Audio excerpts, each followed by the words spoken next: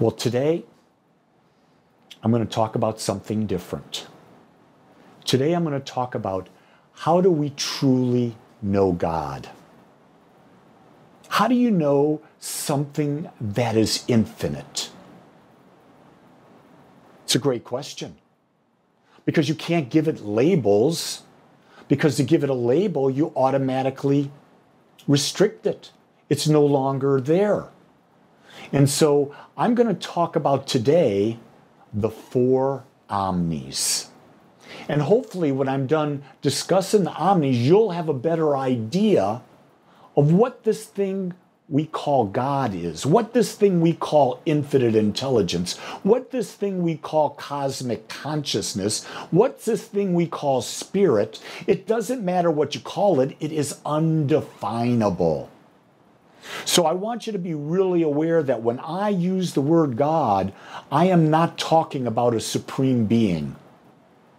I don't believe in a supreme being. I believe that that's taking a universal power and presence and anthropomorphizing it, giving human qualities. To give this infinite beingness, this infinite consciousness, human qualities, is to limit it. And that's a human construct. That is not what it is. And so I've come to the understanding that it is totally impossible to define the infinite. Can't do it. People want me to do it all the time. I try to do it for myself. I cannot do it. And so you often hear the term, I am. In capital letters, I am. What that means is I am all there is. I am everything. I am. And anything you put after the am, it is. Here's a fascinating thing about that. There is the capital I am, and then there's the little I am, uncapital. The big capital I am is the macrocosm. The uncapital is the microcosm. And you and I are microcosms of the macro. But that's not where we're going with this talk. I want to define the macro so we can better understand the micro. So knowing it's impossible to define God, we know that there can only be one infinite. That's pure mathematics. There cannot exist anything more than one infinite at this time. And so that brings us to the quality of the first omni, which is omnipresence. It means that this infinite is equally everywhere in every moment. Meaning there is no place that God is not. Think about that. There's no place to hide. There's nothing you can do that can be hidden from the infinite intelligence that you are a part of. It's probably where they got the idea of Santa Claus. He knows if you've been naughty, he knows if you've been good. Because you can't hide. But you see, the difference is that this omnipresence doesn't judge you. It is who you are. You are a part of the omnipresence that is everywhere present. This truly means that God, infinite, is in everything, and that everything is an expression of God. Now there's a real lesson here, and it's one word, and that word is everything. Everything is God. Not the good and not the bad, not the bad and not the good. Everything is God. God is the seen, the unseen, the known, the unknown, and the unknowable. Because there's nothing outside of this idea, this consciousness, this collectiveness that we call God. And so if there's nothing outside of it, it means it is everywhere, in everything, all at the same time. It doesn't move anywhere. It's everywhere in its oneness, in its allness, right here, right now. Because God is omnipresent, that means that all power to create is everywhere presence. That is the second omni, omnipotence. When you realize that creativity is happening in every moment and has been happening in every moment, you realize that that creative power is everywhere. It's not in one spot that you got to go. It's everywhere. You don't have to go to a temple. You don't have to go to a mountain. You don't have to go to a lake. You don't have to be in a place in Sedona, in the vortexes, or in the Himalayas. The power to create, because it is omnipotence, it's everywhere. It's right where you are. You don't have to seek out anything. You just have to learn how to use it, because it's right there. This means that the infinite creative mind, which is all power and possibility, is in every thought we think. Did you get that? The infinite creative mind, which is all power and all possibility, is in every thought we think in every moment. In other words, we are constantly creating. There isn't a moment in our lives where we're not creating, because our thoughts are feeding our mental atmosphere. Our mental atmosphere is picked up by the creative mind, and that creative mind is creating the experience that correlates with it.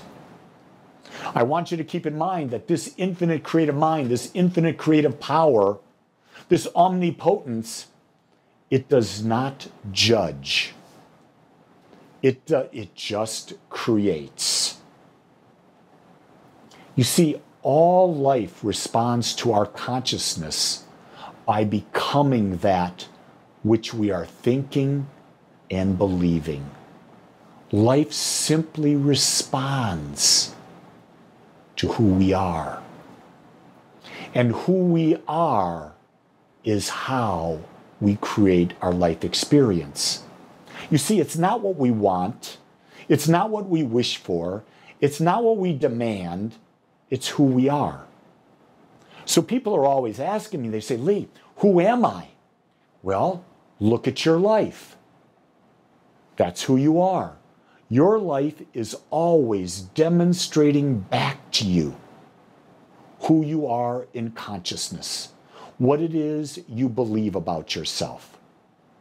Now, keep in mind, you've not chosen all these beliefs consciously. You've blindly accepted most of your beliefs from your parents, from society, from religion, from politicians, from the news media, from magazines, maybe from your life partner. You blindly have accepted these views of you. Doesn't matter, though. Whatever you accept that becomes a belief, whether it's conscious or unconscious, chosen or unchosen, the power that creates gives you that belief in your experience. And so what's really cool about this is that when you get an experience that you don't want, you realize that the power to create is right where you are, and that you can use that power to create something completely different, and that every moment is a new opportunity to create something new. The same power to create a book has been with me all of my life. It wasn't until this last week that I committed to creating that book.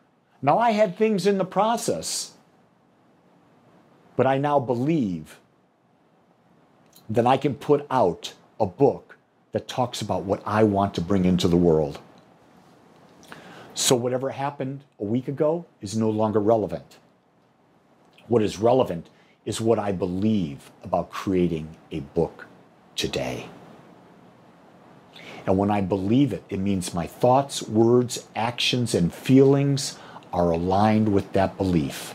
And when the universe sees that with persistency and consistently through me, the universe says, of course, Lee, it will be done unto you as you believe.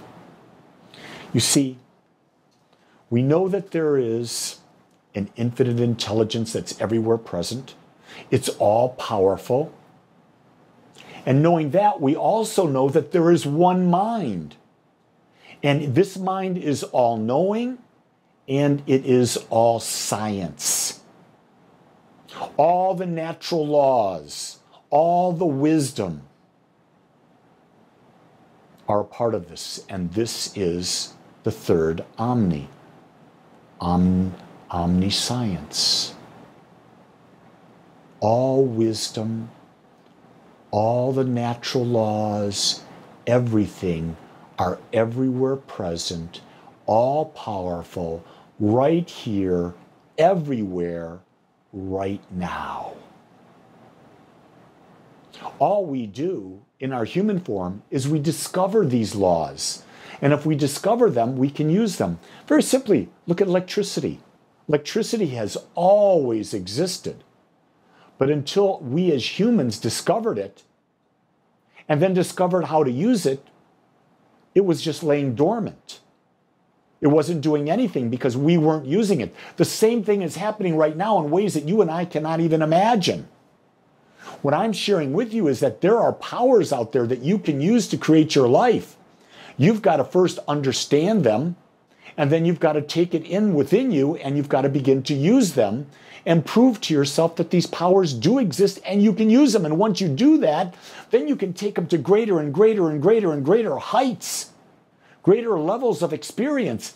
And I believe that's why we're here, to find these powers, to use these powers, to create a greater and greater experience. It's about really becoming more aware through living consciously. You see, all creative ideas that will ever be thought, that have ever been thought, are in this creative mind. And they are instantly available to everyone who is open to receive them.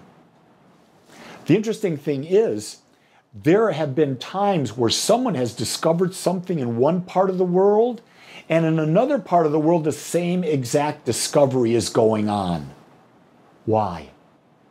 Because the creative idea that's being discovered in one part of the world is available everywhere at the same time. And if someone else is focusing on the exact same idea, the same question, asking for an answer, they will get it. You see, these creative ideas are not just for one person or another. That's why as I look at things, I realize there's no new thoughts out there. I'm not coming up with any new ideas. I'm simply bringing up ideas that are already out there, and I'm presenting them through my filters. I'm presenting them through my way of communication. So the people who are hearing this message, it's not because I've got anything new. It's that the way I'm expressing it is able to be heard by the people who are listening. So when someone tells you they've got an idea that no one else has ever thought, I simply say to that, poppycock. Poppycock. It just doesn't exist. They're fooling themselves because all creative ideas are in the one mind and they are instantly available to everyone. So all I'm doing as I speak with you and I express is I'm going into the infinite mind, and in that infinite mind, I'm pulling out ideas that already exist. You see, when you look at all of these ideas, it's really the total idea. There's one idea that makes up all ideas. And I believe that idea is there's only one. And that only one has infinite parts, infinite ways of being expressed. And yet, it is still one. See, in order to really tap into the creative mind, we have to be open. And being open means being unattached to what we believe we already know. Because the second we think we know something, we limit any possibility of a greater understanding coming to us. And I think this is where most human beings get stuck. I know this. And so they won't listen to another perspective. And maybe that other perspective can help them expand on infinite knowledge. I'm starting to realize that the more I think I know, the more I realize how much I don't know.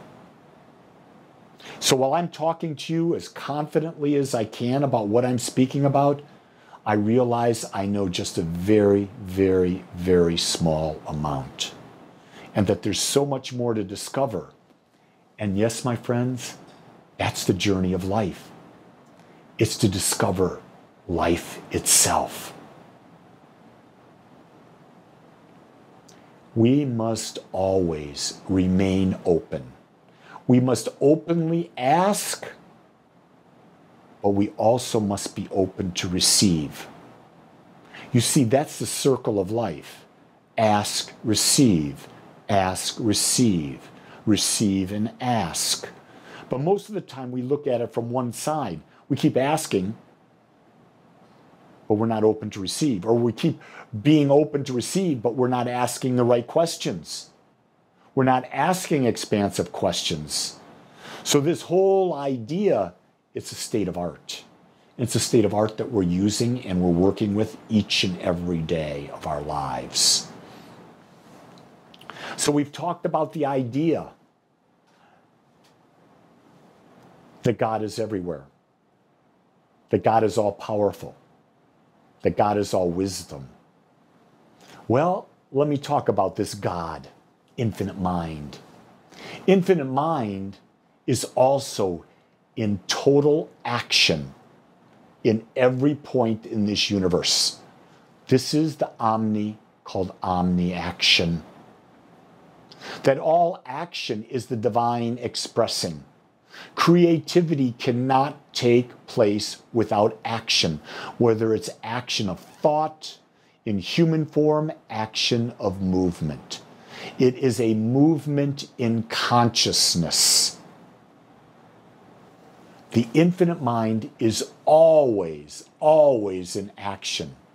This action is always expanding. It's always expanding the awareness of all people in all situations. Do you see that? The action of the universe, the action of the microcosm is there to expand our awareness. Our awareness, all of us, our awareness in any and all situations. So it's not privilege. It's not just for some. It's for all. But here's the key thing. This action has no opposition. There's nothing that can oppose it. There's nothing that can stop it from becoming more, expressing infinite, expressing beyond any limitation. There's nothing that can do that because there's nothing that can oppose it. Remember, we made the determination. The infinite is infinite. If there is only one infinite, there's nothing that can oppose it. For us, all it requires to be in action in your consciousness is to know that it is. To realize that your consciousness expressing is the divine action. And what's really important to understand, that no matter what you do, we call it the law of cause and effect. Whatever you put out there, you will get a corresponding response.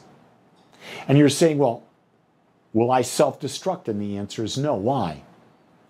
Because everything is always in balance. That might even be the fifth omni that no one's ever talked about.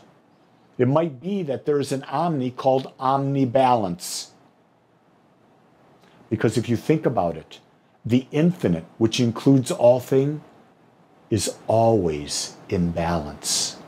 For if it was not in balance, it would self-destruct.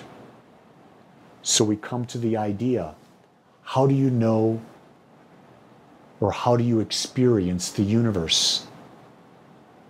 How do you experience balance?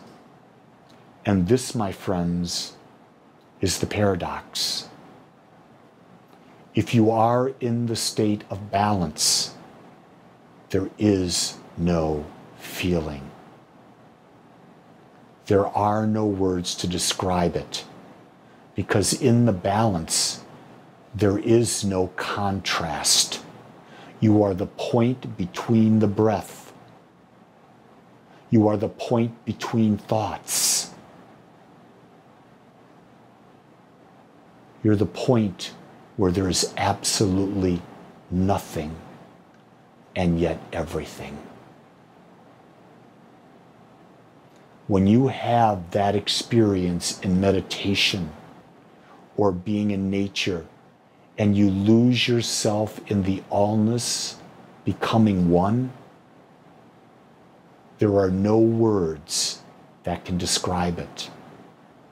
And yet, you know it's real.